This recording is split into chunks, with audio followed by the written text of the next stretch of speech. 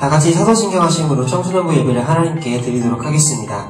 나는 전능하신 아버지 하나님 천지의 창조주를 믿습니다. 나는 그의 유일하신 아들 우리 주 예수 그리스도를 믿습니다. 그는 성령으로 잉태되어 동정녀 마리아에게서 나시고 본디오 빌라도에게 고난을 받아 십자가에 못 박혀 죽으시고 장사된 지 사흘 만에 죽은 자 가운데서 다시 살아나셨으며 하늘에 오르시어 전능하신 아버지 하나님 우편에 앉아 계시다가 거기로부터 살아있는 자와 죽은 자를 심판하러 오십니다.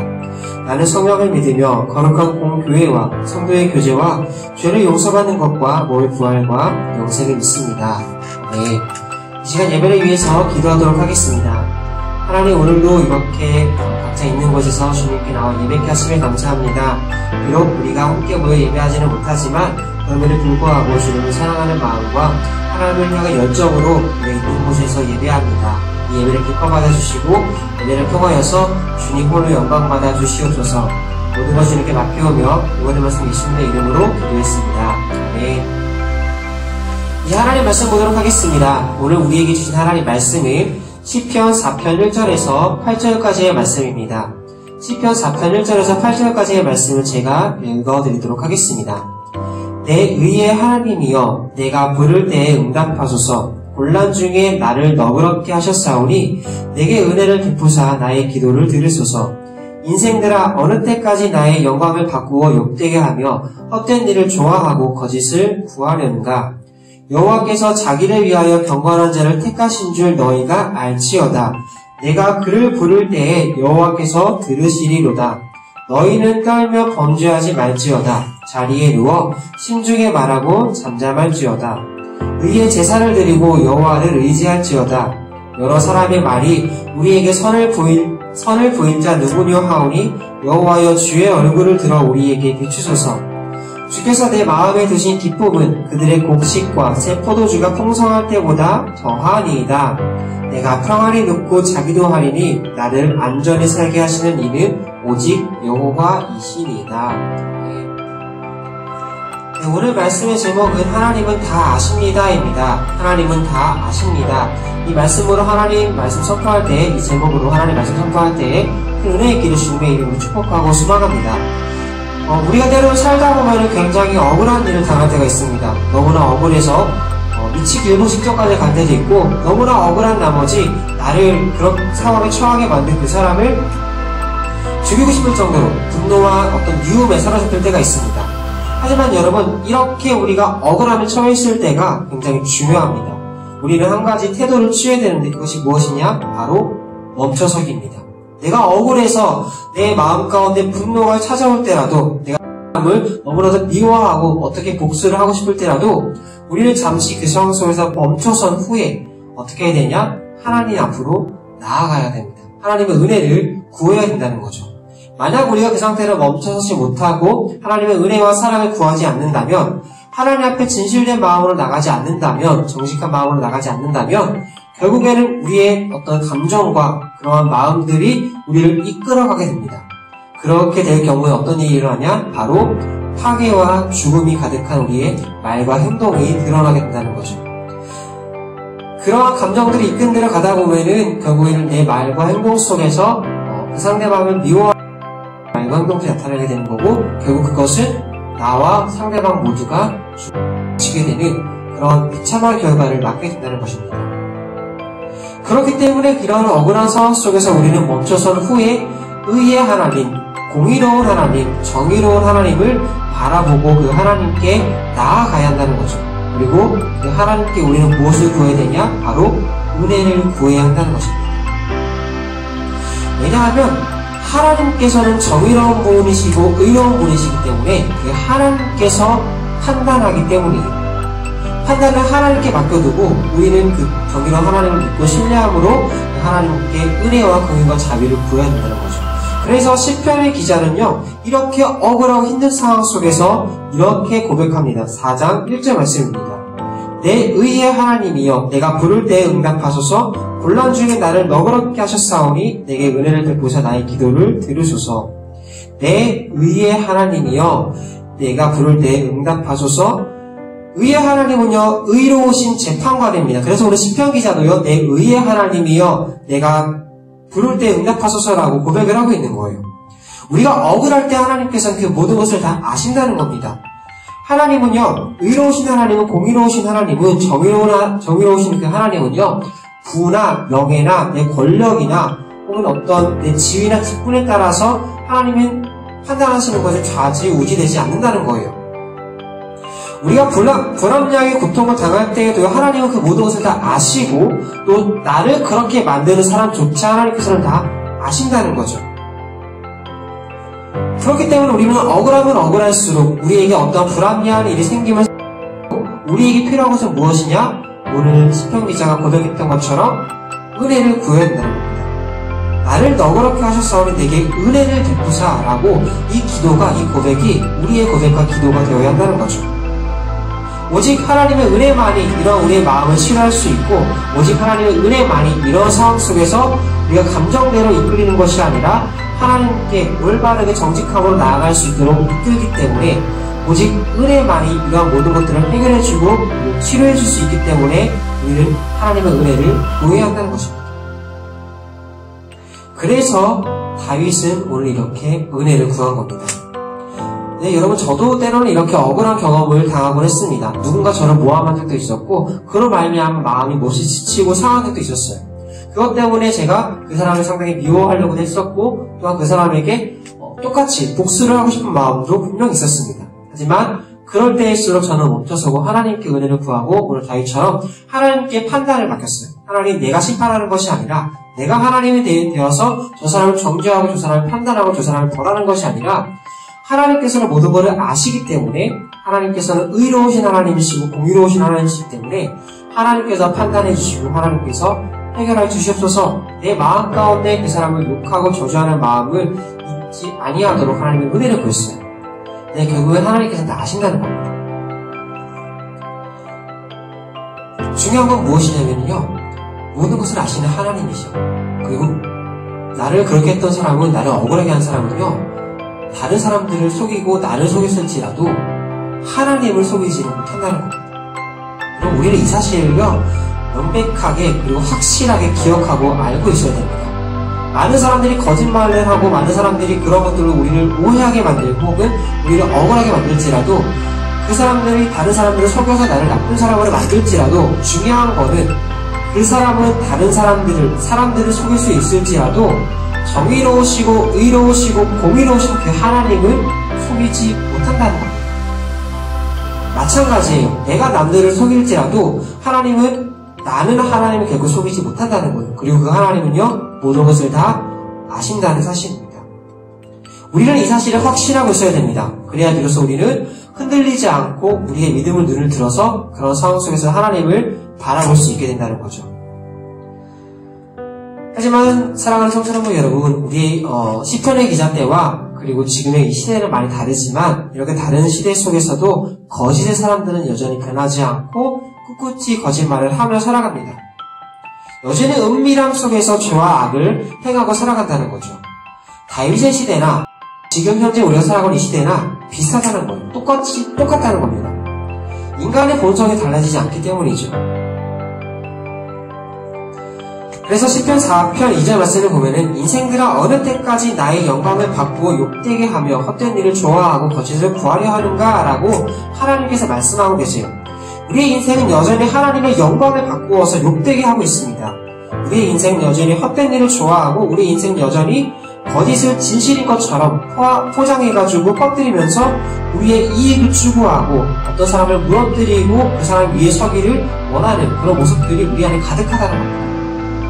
최근에 우리 사회를 봐도 마찬가지죠. 거짓 뉴스니 어떤 걸 하면서 온갖 거짓말들을 퍼뜨리고 그로 인해 사람들이 다쳐도 우리는 양심의 거리낌을 전혀 느끼지 않는 그런 모습들을 우리는 많이 발견하게 되어집니다. 하지만 이러한 상황 속에서라도 우리는 분명히 기억해야 될 것이 있다면 그것이 무엇이냐? 바로 하나님은 모든 것을 다 아시는 분일 뿐만 아니라 시편 4장 3절 말씀처럼 하나님이 선택하시고 축복의 통로로 쓰시는 그 사람은 어떠한 사람이냐? 바로 경건한 줄 아는 사람, 경건한 사람이라는 거죠. 그래서 다윗은 이렇게 말합니다. 여호와께서 자기를 위하여 경건한 자를 택하신 줄 너희가 알지어다. 내가 그를 부를 때에 여호와께서 들으시리로다. 아멘. 하나님께서는 여전히 자신을 두렵고 떨림으로 경외하는 사람, 하나님만을 바라보는 사람, 그 상황 속에서도 흔들리지 않고 꿋꿋이 자신의 믿음을 지키면서 나아가는 사람을 택하시고 자신의 옆에 두시고 더 나아가 그 사람을 사용한다라고 말하고 있습니다. 세상이 이렇다고 할지라도 우리는 그 속에 휩쓸려 따라가는 것이 아니라 경건한 자, 구별된 자, 세상과 구별된 자의 모습으로서 꿋꿋이 우리의 믿음을 지키며 그 상황 속에서 정직하게 하나님을 바라보며 살아가는 사람들, 그런 하나님의 택하심 받은 사람들이라는 거예요. 그리고 하나님께서는 그들의 울부짖음과 부르짖음을 결코 외면하지 않으시고 들으시고 응답하신다는 거죠. 그러므로 우리는 억울하고 힘들 때마다 어떻게 다윗의 말을, 이 말씀을 기억해야 된다는 겁니다. 시편 4장 4절 말씀을 보면은 너희는 떨며 범죄하지 말지어다 자리에 누워 심중에 말하고 잠잠할지어다. 우리는요, 그런 하나님, 모든 것을 그 아시는 하나님, 공의로 심판하시고 공의로 모든 것을 판단하시는 그 하나님 앞에 떨며 나아가야 된다는 거예요. 그리고 우리의 그 마음 가운데 어떤 우리 좌절하게 하는, 우리 마음 상처를 주는 혹은 그런 마음이 든다면 이것들을 오직 표현하지 않고 하나님께 맡기면서 우리의 심중 가운데 놓고 잠잠히 주님께 나아가라고 하는 겁니다.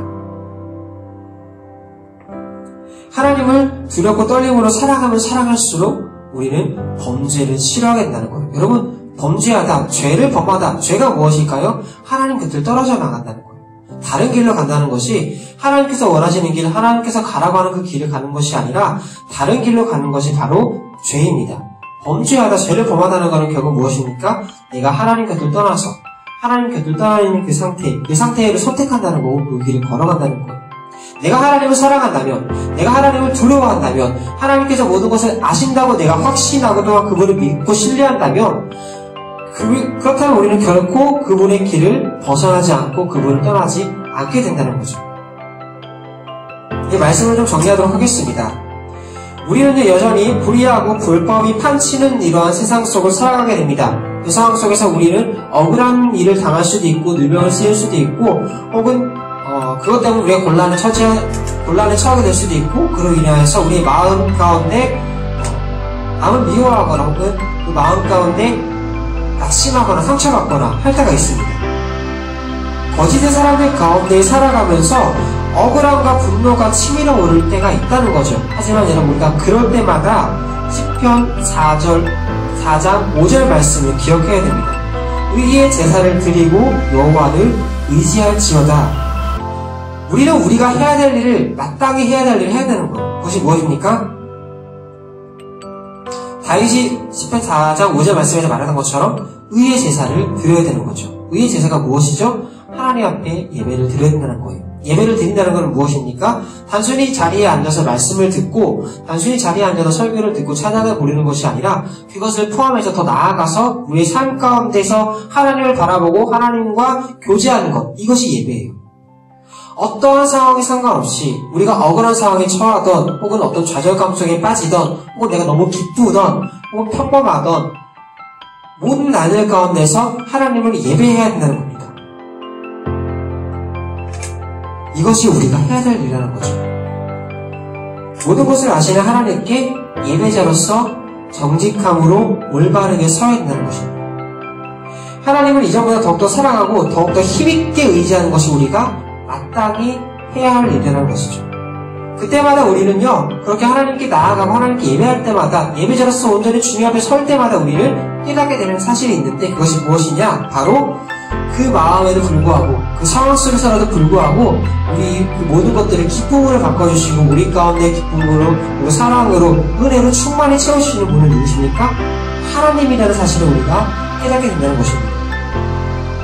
오직 하나님 한 분만이 우리에게 참된 기쁨과 평안을 주시는 분이십니다. 그래서 세상은요, 다양하게 우리에게 기쁨을 주려고 하고 있어요. 우리에게 즐거움과 쾌락을 추구하고 또 그것을 주려고 노력합니다.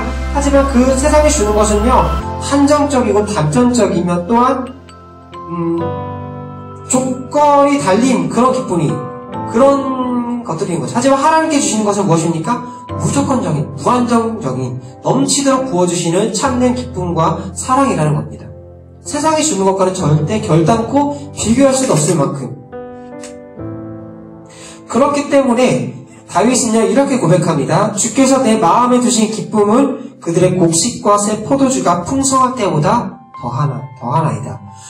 세상 사람들이 어떤 자신의 것들이 넘쳐나고 자신의 것들이 더 이익이 훨씬 더 많아져도 그것 때문에 기뻐하는 것보다 하나님께서 주시는 기쁨이 훨씬 더 크고 훨씬 더 풍족하다는 거예요. 다윗은 이렇게 고백을 하고 있습니다. 그리고 이 고백은요, 우리가 하나님 앞에 서게 된다면 자연스럽게 우리 가운데서 흘러나오고 터져나오는 고백이라는 거죠.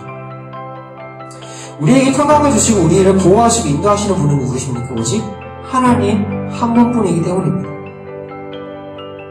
그래서 시편 4장 8절 말씀을 보면은 내가 평안히 눕기도 하고 자기도 하리니 나를 안전히 살게 하시는 이는 오직 여호와이시니이다 라는 고백이 자연스럽게 터져나오는 거죠. 여러분, 이 고백은 어디서 나옵니까? 우리가 모든 것을 아시는 그 하나님께 우리의 마음과 우리의 기분과 우리의 상황과 때로는 우리가 억울함에 처했을지라도 우리의 감정대로 세상의 방법대로 나가는 것이 아니라 온전히 하나님 앞에 예배자로 섰을 때, 모든 것을 아시는 하나님 앞에 섰을 때 그분의 자비하심과 그분의 은혜와 그분의 사랑과 그분의 긍휼과 또 그분의 심판과 그분의 공의와 정의를 구하며 나아갈 때에 하나님께서 부어주시는 마음이고 그런 말미암아 터져나오는 고백이라는 것입니다. 그리고 이 고백이 저와 여러분들의 고백이 되어지기를 주님의 이름으로 축복하고 소망합니다. 하나님은 모든 것을 아십니다. 또한 그 하나님은요 정의롭고 공의로우신 분입니다. 그 하나님께 맡겨드립시다. 그리고 우리는 오직 의의 제사로서 하나님께 예배자로 온전하게 서는 저와 청소년부 모든 지체들 되기를 주님의 이름으로 축복하고 소망합니다. 기도하도록 하겠습니다. 하나님, 오늘도 이렇게 함께 예배케 하시며 감사합니다. 특별히 이 시간 우리가 다윗의 고백 시편 4편으로 함께 말씀을 나누었습니다. 하나님은 모든 것을 아시는 분임을 우리가 이 시간 고백합니다.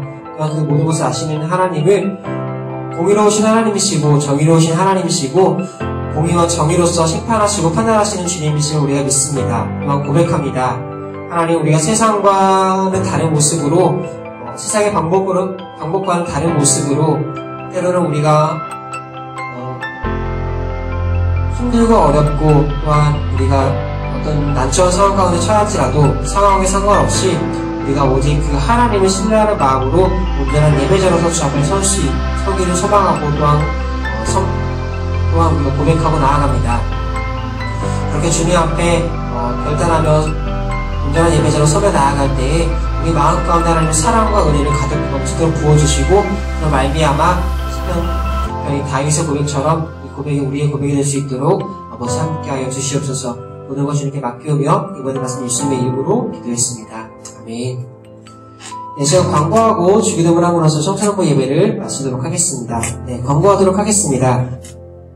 이번 주까지는 저희가 이렇게 영상으로 예배를 드렸습니다. 원래 이번 주도 우리가 함께 모여서 예배를 드리려고 했었는데 이제 뉴스를 보니까 아직까지는 이번 주까지는 저희가 이렇게 모여서 예배 드리기에는 조금은 무리가 있다라고 판단이 되어져서 이번 주까지는 저희가 이렇게 영상으로 예배를 드립니다. 하지만 여러분, 다음 주부터 5월 31일부터는 본격적으로 청소년부 예배가 진행되어집니다. 현장 예배가 본격적으로 진행되어지고 정말 심각한 상황이 일어나지 않는 이상은 변하지 않고 우리가 함께 모여서 예배하려고 하고 있으니 여러분들 꼭 기억해 주시고 다음 주에는 함께 모여서 예배할 수 있기를 소망합니다. 여러분, 여기 안전합니다. 방역 다 했고요.